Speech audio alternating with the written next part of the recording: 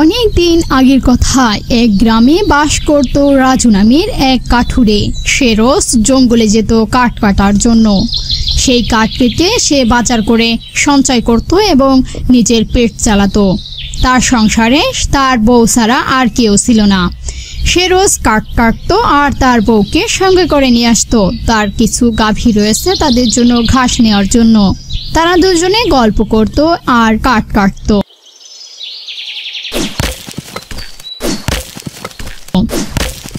কি গো, হলো তোমার কাঠ কাটা? আমার না খুব পানি পিপাসা পেয়েছে।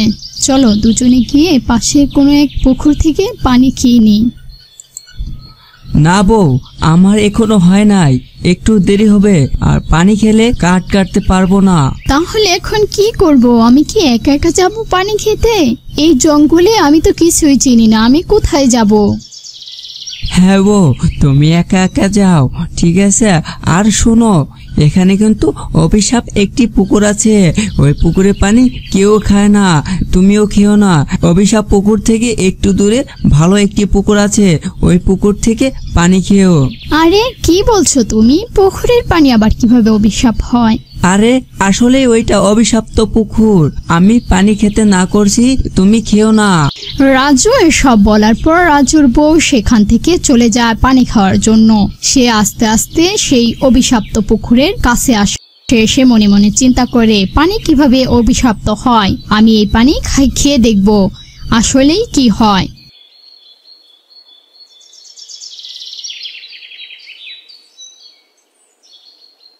ধুর, আমার স্বামীটা অনেক বোকা। কি বলে এই পানি নাকি অভিশপ্ত? আমি এখান থেকে পানি খেয়ে দেখব আমার কি হয়, পানি আবার অভিশপ্ত হয় নাকি। এই বলে রাজুর বউ সেই পানিতে হাঁটু গেড়ে বসে পানি খায়। তারপর সে পানি খেয়ে আবার তার স্বামীর কাছে চলে যায়। কি গো, তুমি কোন পুকুর থেকে পানি খেয়েছো? আরে কি বলো? তুমি যেখান থেকে বলছিলে আমি সেখান থেকে পানি খেয়ে এসেছি। দেখছো না আমার কিছুই হয়নি? তুমি তো বলছিলে ওটা নাকি অভিশপ্ত। রাজু ও তার বউ নিজেদের ভিতর কথা বলা শেষ করে আবার নিজেদের যার যার কাজে লেগে পড়ে। তারপর তারা কাজ করতে থাকে। হঠাৎ করে আহ আহ এত চুলকাচ্ছে কেন আমার মুখে? কি হলো হঠাৎ? এই শোনো, আমার না মুখ জ্বলে যাচ্ছে, খুব চুলকাচ্ছে। আমার মুখ জ্বলে যাচ্ছে। কি গো বউ, তোমার কি হয়েছে? তুমি পানি খেয়ে আসার পর এরকম করতেছো কেন? হঠাৎ করে কি হয়েছে তোমার? তোমার কি বেশি খারাপ ঠেকতেছে? চলো আমরা বাড়িতে চলে যাই। হ্যাঁ, এখন তো বাড়িতেই নিয়ে যাবা, তাছাড়া আর কি করবা? তুমি তো আমাকে মারার জন্য ওই পুকুরে পাঠিয়েছিলে। ওই পুকুরের পানি খাওয়ার পরেই আমার মুখ শুধু চুলকাচ্ছে। কেন তুমি আমাকে ওখানে পাঠালে? আমি তোমার কি ক্ষতি করেছিলাম? আমি ওই পুকুর থেকে পানি খেতে চাইলাম, তুমি বললে ওটা অভিশপ্ত। তোমার কথা শুনে অন্য পুকুর থেকে পানি খেতে গেলাম, এখন আমার মুখ চুলকাচ্ছে। তোমার খুব খারাপ হবে দেখো।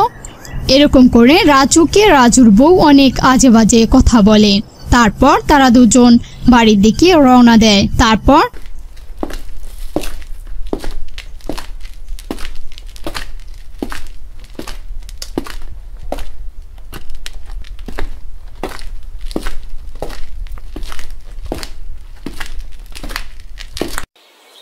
এক সময় তারা বাড়িতে চলে আসে।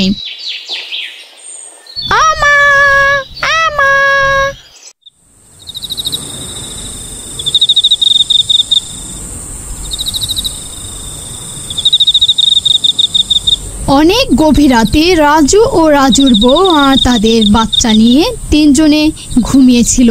করে রাজুর বউ ঘুম থেকে জেগে গিয়ে একটি বাঘের রূপ নিয়ে নেয়।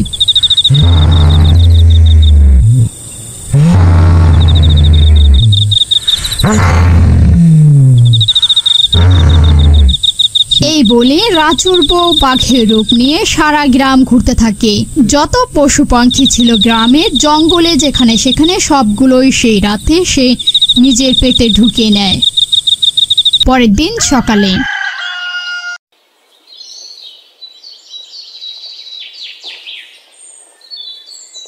রাজু ঘুম থেকে উঠে দেখে তার উঠানের সামনে একটি আস্ত বড় হাতি মরে পড়ে আছে। হায় আল্লাহ, আমার হাতিটাকে কে মারলো আর উঠানের সামনে এভাবে ফেলিয়ে রাখছে? আমার কি কষ্ট হচ্ছে, আমাদের হাতিটাকে মেরে রেখে দিচ্ছে। কি গো, তুমি সাত সকালবেলা এভাবে কাঁদছো কেন? কি হয়েছে তোমার? আরে তোমার মুখে রক্ত কেন? কি হয়েছে তোমার? কি বলছো? কই আমার মুখে রক্ত? না, আমার মুখে কোনো রক্ত নেই। এই বলে রাজুর বউ সেখান থেকে মুখ লুকিয়ে চলে যায় আর রাজু কান্না করতে থাকে। লাশ পড়ে আমার বউ এটা করলো নাকি?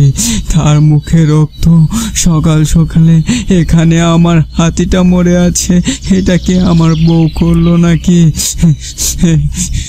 এই বলে রাজু কান্না করতে থাকে আর মনে মনে অনেক আজে বাজে কুকথা ভাবতে থাকে। এভাবেই রাজুর বউ বাড়ি থেকে মুখ লুকিয়ে এসে এক জঙ্গলে তার ক্ষুধা মেটানোর জন্য বাঘের রূপ ধারণ করে। সেখানে সে যাকে পাবে তাকেই খেয়ে ফেলবে। এক লোক কাঠ কাটছিল, তাকে এক লাফে খেয়ে ফেললো।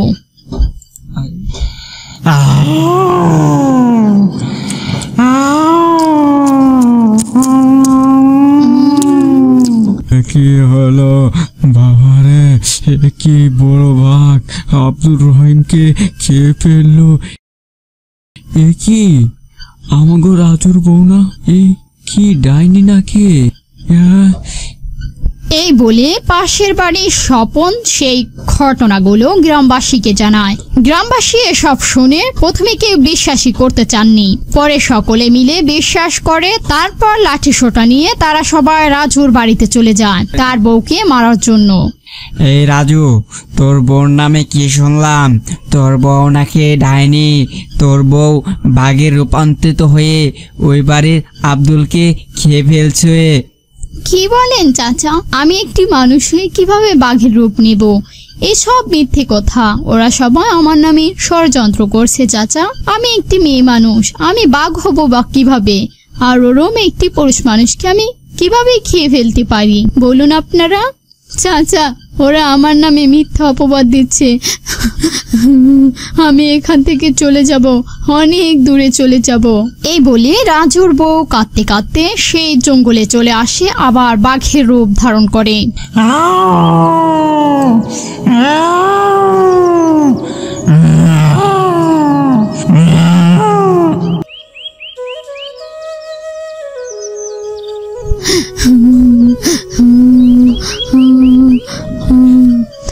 আমি কেন এইভাবে অভিশপ্ত হয়ে গেলাম? আমি সেদিন যদি আমার স্বামীর কথাগুলো শুনতাম তাহলে হয়তো আজ আমার কপালে এত দুর্দশা হতো না। হে মাবুদ, তুমি আমাকে রক্ষা করো, আমাকে আমার আগের রূপে ফিরিয়ে দাও। আমার সংসারটা ভেঙে যাবে মাবুদ। কি হবে এখন আমার? কার কাছে যাব আমি?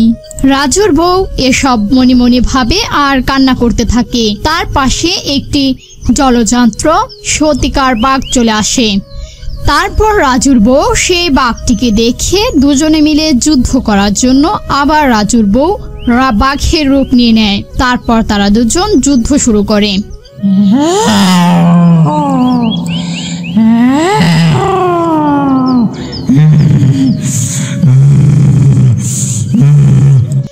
তারপরে সেই জঙ্গলের বাঘটি চলে যায় আর রাজুর বউ মনে মনে তার সন্তানের কথা ভাবতে থাকে। তার সংসারের কথা ভাবে যে তার কত সুন্দর একটি ফুটফুটে সন্তান রয়েছে, সংসার রয়েছে। তার জীবনটা এখন বাঘে পরিণত হয়ে গেছে। কি হবে তার ভবিষ্যৎ? এসব নিয়ে রাজুর বউ এই জঙ্গলে দাঁড়িয়ে দাঁড়িয়ে ভাবতে থাকে। কিছুদিন পরে ওই জঙ্গলে কাঠ কাটার জন্য দূর দূরান্ত থেকে দুটি লোক আসে।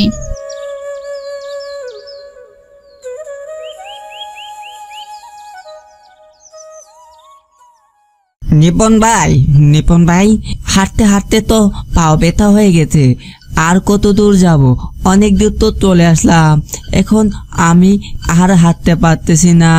চলো, ওই গাছটা অনেক ঝাড় হয়েছে, ওই গাছটা কেটে আমরা বালি নিয়ে যাই। আর ভিতরে ঢোকার কাম নাই, শুনছি যে এই জঙ্গলে বাঘ আছে। আচ্ছা ভাই, ঠিক আছে, তোমার কথাই রইলো। তাহলে চলো এই গাছটা কেটে নিয়ে যাই। এই বলে সেই কাঠুরে দুটি সেই গাছটা কাটতে থাকে আর নিজেরা গল্প করতে থাকে।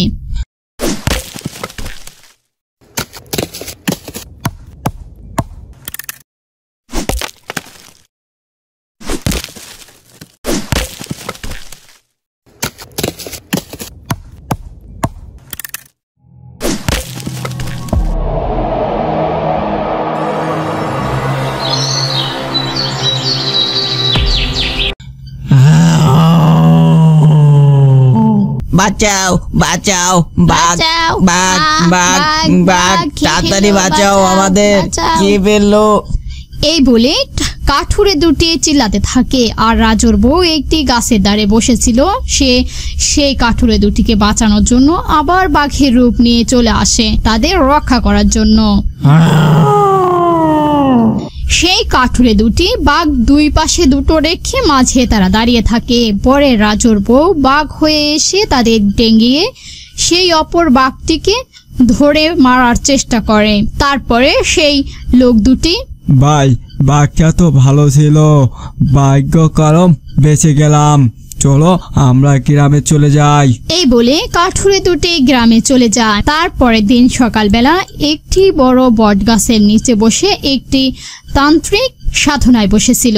তারপর সেখান দিয়ে একটি ভালুক যেতে লাগছিল।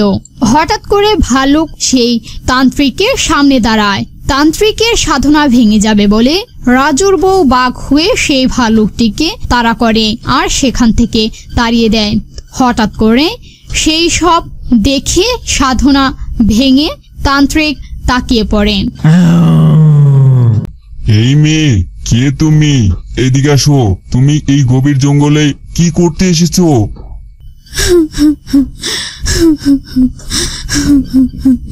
কি আর বলবো সাধু মশাই, আমার দুঃখের কথা। এসব বলে রাজুর বউ সাধুকে তার পিছনে সব ঘটনা খুলে বলে।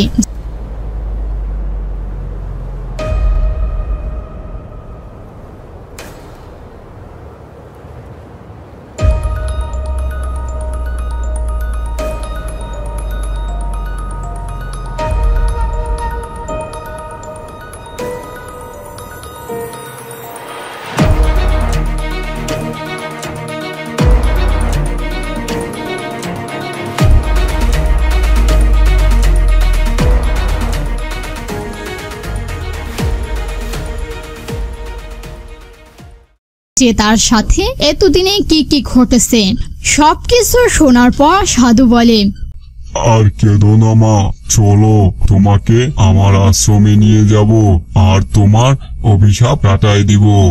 আচ্ছা ঠিক আছে বাবা, তাহলে তাই হবে, আমি আপনার সাথেই যাব। এই বলে রাজুর বউ সেই সাধুর সঙ্গে সেই সাধুর আস্তানায় চলে যায়। তারপরে সাধু সেখানে গিয়ে তার সাধনা করে রাজুর বউকে সুস্থ করে আনে। তারপরে রাজুর কাছে ফেরত দিয়ে দেয়। এভাবেই তারা সুখে শান্তিতে বসত করতে থাকে। ছোট্ট বন্ধুরা, আমাদের ভিডিওটি তোমাদের কাছে কেমন লেগেছে? ভালো লেগে থাকলে একটা লাইক দিও আর এরকম নতুন নতুন কার্টুন ভিডিও পেতে আমাদের চ্যানেলটিকে সাবস্ক্রাইব করে আমাদের সঙ্গেই থেকো। ধন্যবাদ।